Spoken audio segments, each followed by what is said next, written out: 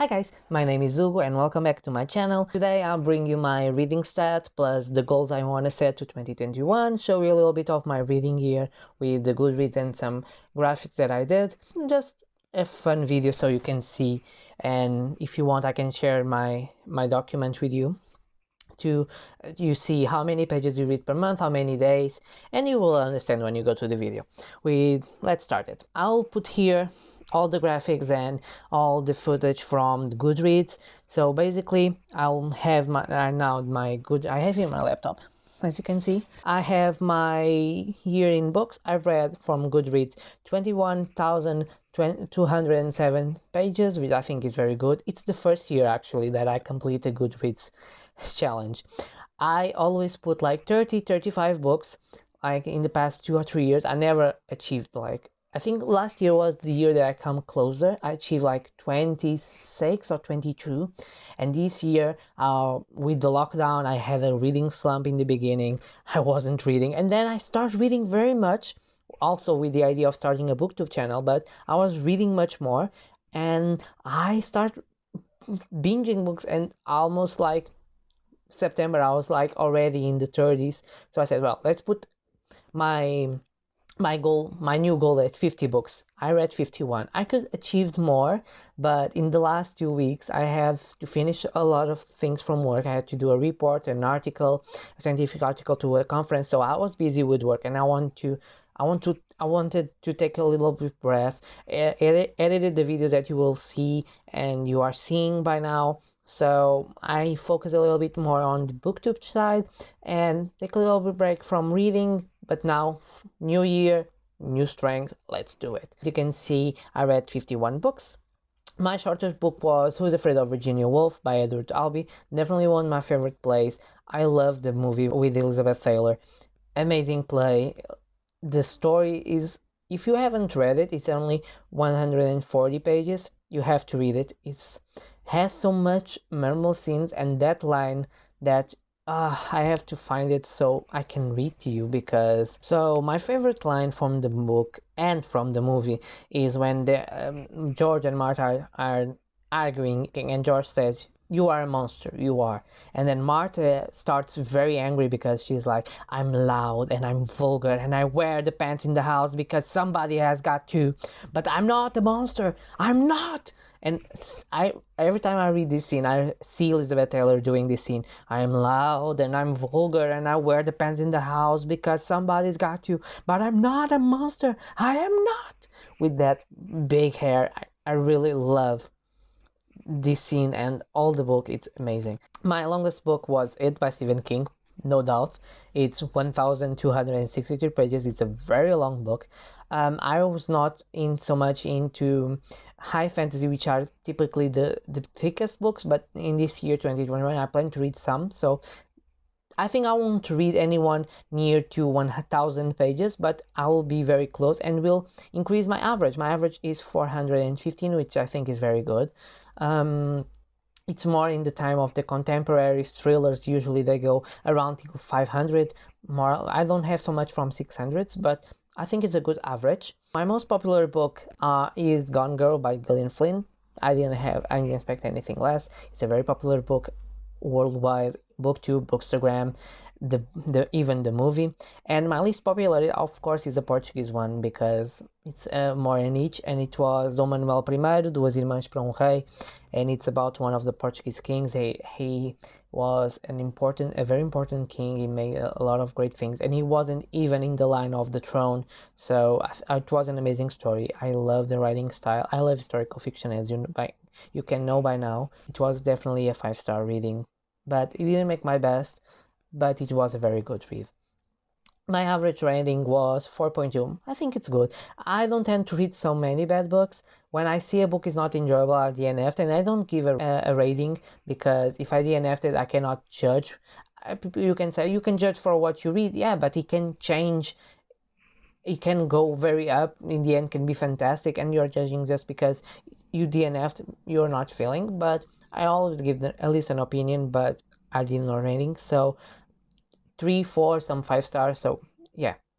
The highest rated book on Goodreads, this was a surprise for me because I was thinking maybe Seven Husbands of Evelyn Hugo, Red, White, and Royal Blue, but Gone Girl, but no, it's The Last Sacrifice by Richelle Mead. This is the final book of the Vampire Academy series, and I was very surprised that this was the book with the highest rate on Goodreads.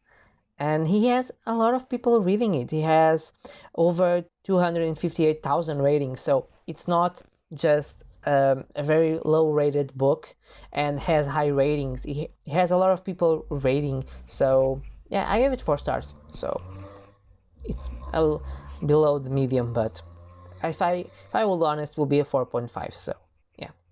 Now let's do for the reading stats that I did on Excel. So I decided to just do a little bit just to show you the different types of books that I've read, the format, how much that I read per month, and an interesting graphic that I thought was very interesting for me.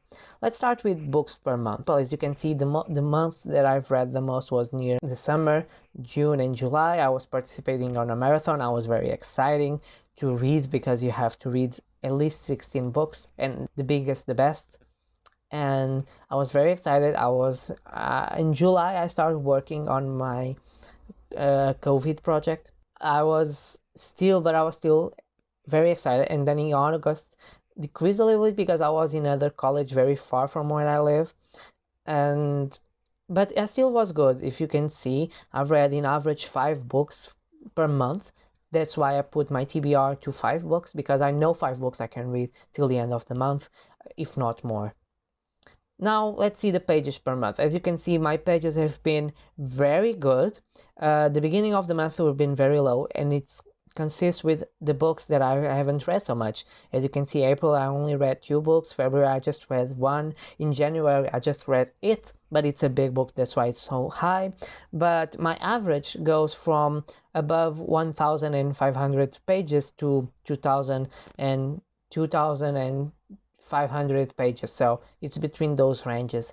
I think it's very good per month. You can achieve so much, and this counts the audiobooks. I put the audiobooks, I searched a little bit who had the medium of the pages per different editions, and I put here. You cannot count the time that I spend on audiobooks, but yeah, I put it here. Then I think this is the most interesting graphic for me, because it has the days that I take to read the book. And in the beginning, as you can see, I will take a month per book, and then in March, when the lockdown started in Portugal, I tend to spend 8 days per book, which is more or less a week. Not bad. In April, it wasn't my best month. I was in a reading slump. It wasn't the greatest. But then, till the end of the year, we'll go more or less in a week to finish a book. 6 days, 8 days, 4 days if they are small and more interesting, but I would say a week per book. With the audiobook I can finish 2 per week. When the audiobook is finishing, I usually tend to speed up a little bit, spend more time in home listening so I can finish it. But yeah, I think it's most interesting to see how you progress in the reading, and I really wanted to decrease 1 day this year. This is one of my goals. Now let's go for format of reading. Most of my books are paperbacks. In Portugal, the editions come always in paperback. The hardbacks that I have are the English editions. I read a lot of audiobooks last year. How I started was with audiobooks. I loved the idea. I love the concept. I think there are amazing audiobooks. I think there are audiobooks that are not so good. And the June Boys was one that I thought it was very weird, the audiobook, and I still didn't connect. The Boyfriend Material was another one that was very British. I listened other ones in British, I think it was the accents.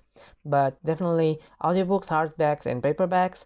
I start only till the end of the year reading ebooks when I got my Kindle. So this parcel of ebooks will increase a lot. In terms of genre, my most dominant genres are contemporary and fantasy with 35% and 31%. Most of my books are fantasy or contemporaries. I read 1 classic, 1 play, romances, the ones that are not. That's the thing. What difference between a contemporary and a romance? I think the genres so much connect with one another. It's the same thing with a thriller and a mystery. Separate them can be a little bit hard, because what is a thriller, what is a mystery? I tend to put, is it a detective story, I will put like more into the mystery side.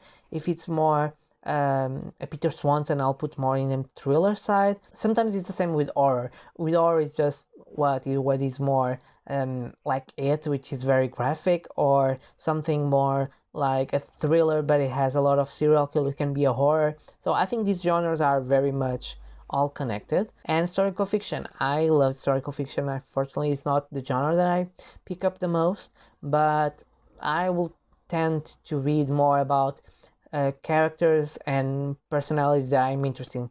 Not so much about the era, but more the characters like Cleopatra, Coco Chanel, Winston Churchill. So personalities, and even if it's not a biography, but it's a romance inside, like Philippa Gregory does with the Tudors, like Margaret George do, I will tend to like more. And that's the that's my idea of historical fiction, but I definitely is still a part of my reading. And the last is how my rating was. As you know, my average was 4.2. As you can see, I gave one book 1 star. I think I gave one book 2 stars, and then basically a lot of books, more than 50% is 4 stars. I have a lot of 5 stars books because when the book is good, I gave it 4 stars. Definitely, when it's very good. It may not be my best book and not entering the best book list, but it's a 5-star reading. And I have a policy, and this is a personal taste, that is, if it's a YA, I will not judge him as an adult, and I will judge an adult contemporary. If it is a domestic thriller, I cannot expect it to be has serial killer thriller. You know, I tend to focus on what I know about those books. We go to fantasy, you have to expect differences between the books. You cannot expect a YA fantasy to be so deep in lore or in magic system as an adult fantasy book, but it can be good as well.